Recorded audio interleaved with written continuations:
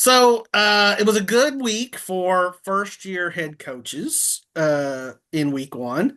Here's just a small sample size of the rookie headset wearers who got off to a winning start with their new teams.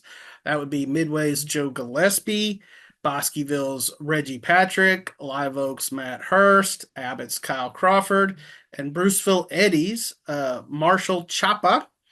So who do you think out of those guys that I just rattled off maybe is the best fit for long-term success at his spot?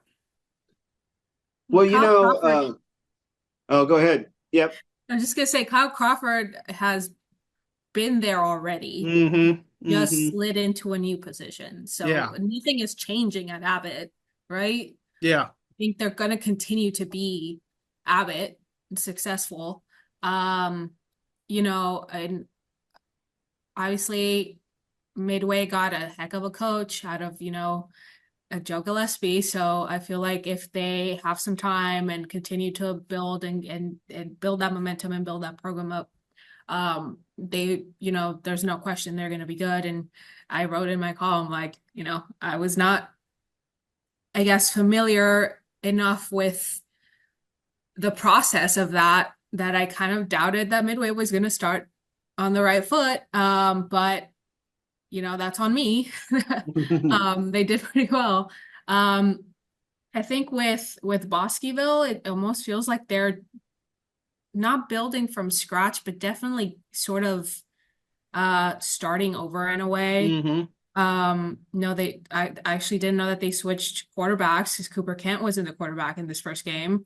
Um, and then, you know, but Reggie Patrick's coming over from China Springs, so Good that track should, record. Yeah. yeah, which they have a formula for success. I feel like with Live Oak and with Bruceville-Eddy, you are starting from scratch, right? Mm-hmm. Because like Live Oak hasn't played 11 man before. Mm-hmm.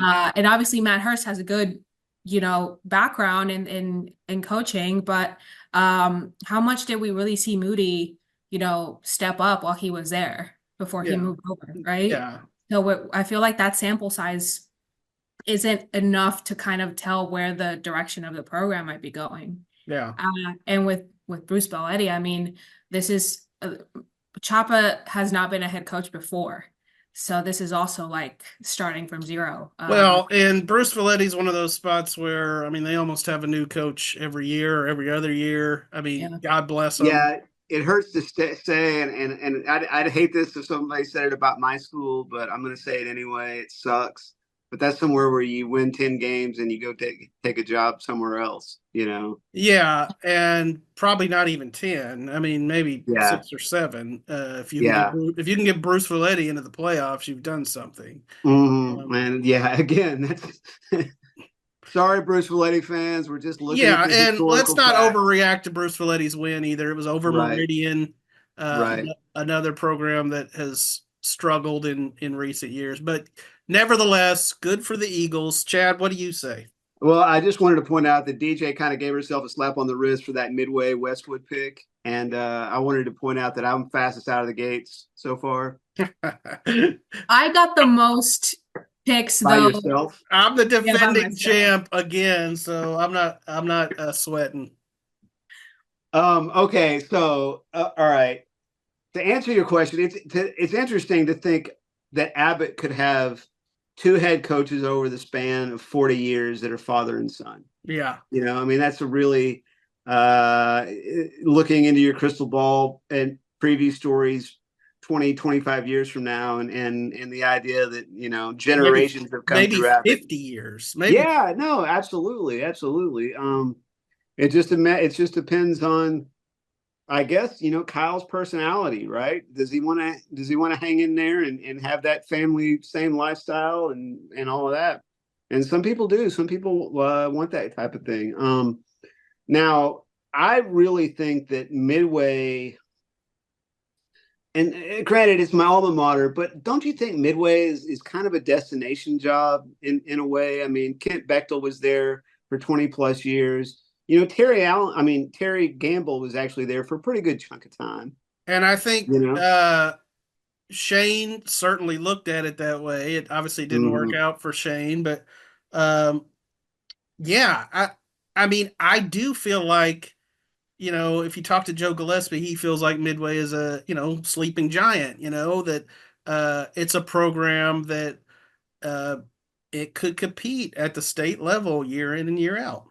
Well, they got two middle schools now that can play each other and along with the other schools, and you really have an opportunity to grow that middle school program and into that kind of force where everybody feeds in to the same thing, and it's a big community now. Would Midway ISD ever go to two schools and kind of change that up like Belton has? Hmm. Hmm. But those are grander questions than we can answer here on week 2 of the high school football season. Right, right. So I again, I kind of tend to agree with. I think it sounds like you're both saying Kyle Crawford probably is the answer to this question.